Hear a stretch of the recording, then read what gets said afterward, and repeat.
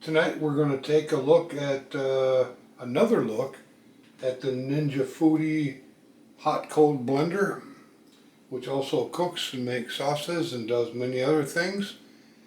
2 nights ago I did a video on this and I made tomato soup, and I talked a little bit more about all the functions of this.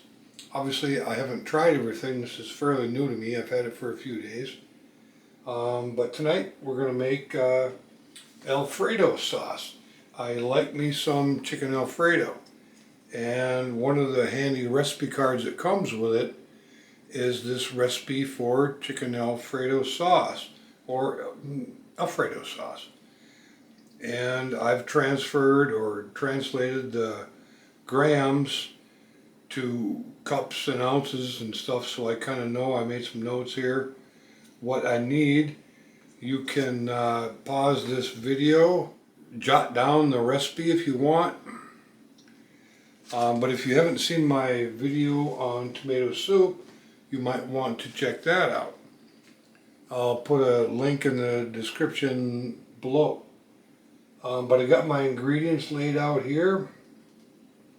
It calls for a pint or 500 milliliters of heavy cream. That's just 1 pint jug. It calls for 4 cloves of garlic. I'm just going to use minced garlic and olive oil.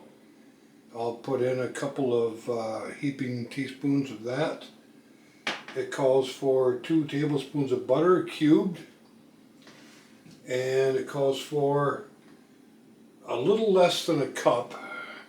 It's actually like 220 grams, which is a little less than a cup, of grated Parmesan cheese. And I've got a cup there.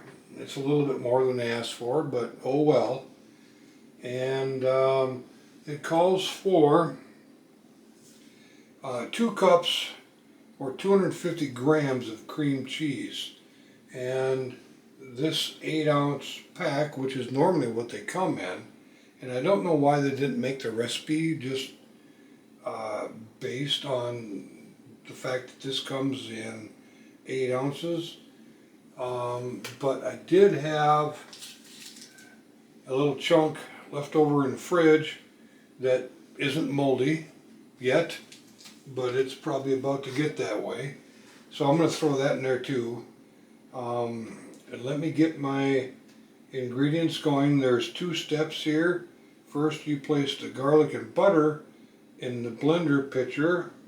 This is the pitcher, and you choose the saute option, and that will run for about 5 minutes. Then you add the other ingredients, and it'll run for approximately 30 minutes, I'm guessing. But I don't really know because I haven't done this yet. I haven't used the sauce function yet. Let me get my ingredients ready and we'll start this. Okay, so I got my first 2 ingredients in there, the butter and the garlic, and I'm going to turn the power on, and then I'm going to find the saute, and I'm going to hit that. And that's going to run for 5 minutes 20 seconds. It's going to kind of warm that stuff up and supposedly bring out flavors. We'll let that run and then continue on. This would probably be a situation where you could use the tamper to kind of, you see some of the stuff is stuck on the side because there's not really any liquid in there. I guess as the butter melts, that'll probably change, but I think right now I'm going to use a tamper to kind of push some of that stuff back down. And again, this has a stopper on it so you can't get down to the blades. In case the blades turn on while you're doing this, it's not going to hit the blades. But I'm going to see if I can't, and actually it won't even let me reach. Won't even let me reach any of that. Well, I got one little piece of garlic there. Huh. So that didn't do any good. So we're just going to let it run, see what it does. But you can tell it's heating up. It's getting hot. There's steam in there. And it's going to blend every once in a while and saute the butter and garlic.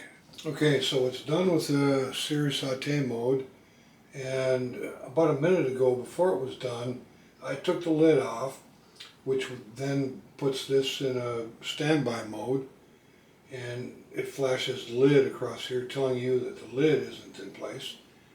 And I looked down in the bottom, and there was very little garlic in the bottom. It was mostly melted butter, but it was sauteing, it was hot. But all of this is still sitting around here. I almost feel like about halfway through I should have gone in there with a longer spatula or something and pushed that stuff down. But yeah, I didn't really want to do that because I never know when those blades are coming on.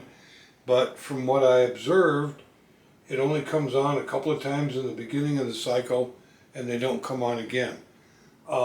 But again, I wouldn't recommend that while this is running. Well, actually, now that I think of that, if you take the lid off, I don't think the blades are going to come on. So I probably would have been safe taking a spatula and shoving some of that stuff down, because like I demonstrated, that thing that comes with it doesn't reach it. But let me get my other ingredients in there and hit the sauce button and let this finish doing its thing. Okay, I've got my other ingredients in there, so I'm going to turn the unit back on. It does shut off by itself after a certain amount of time. Turn that back on, hit the sauce dip button, and that's going to run for about 30 minutes, a little more. And I'm not sure when it's going to start mixing, but I imagine right now it's just heating up. I'll let it run and we'll come back and take a look at the final product. We got just a little under 2 minutes left. I want to see what kind of modes this goes into. So far it's been turning the blender on about every 3 minutes or something like that, just to keep things stirred up so you don't scorch the cream, the dairy product. But I want to say that this is not getting all that hot in this mode, and I'm sure that that's so you don't scorch the heavy cream or the cheese. In the Pampered Chef model, they recommend that you be careful about that and add your cream in like the last couple of steps, or whatever, towards the end of the cook, which is okay and it works.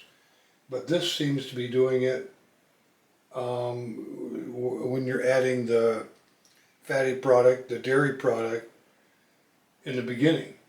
It seems to be doing a really good job of controlling the heat.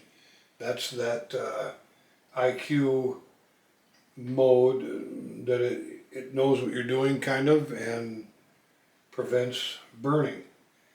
And I see it's not going crazy at the end of this mode. It's just continuing to cook and stir. We'll take a look in a little bit. It's almost done. Okay, so it's done. I'm going to take the lid off and I'm going to give it a little taste, and we'll go from there. There's still a little bit of residue up here, a couple of chunks of minced garlic, no big deal. There's still some on the side of the container, but let's just, oh boy, that is some thick, rich Alfredo sauce. And again, it's not crazy hot.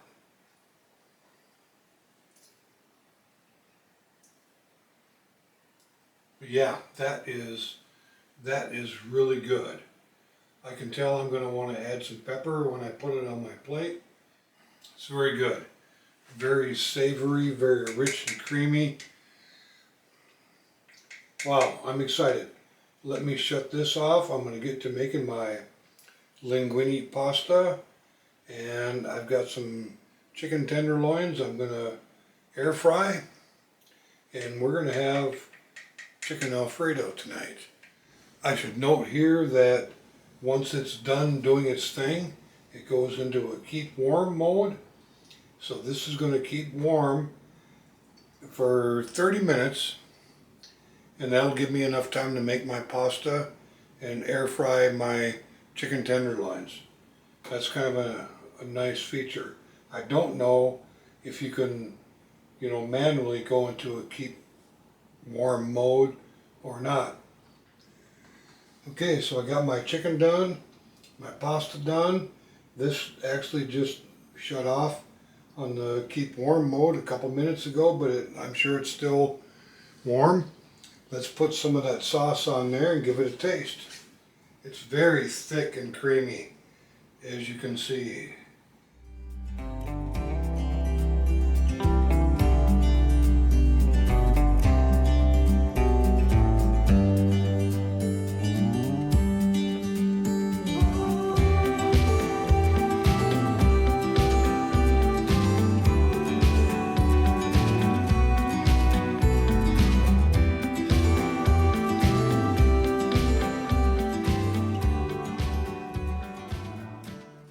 Let's just give this a taste.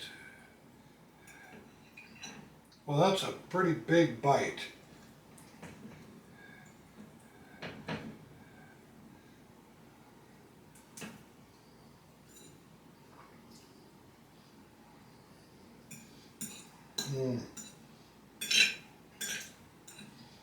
That is really good.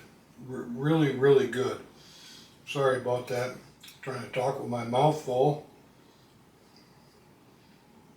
That actually might be the best Alfredo sauce I've ever had. It's very good. Wow. I don't know what else to say. This is going to be an excellent meal, and thanks for watching.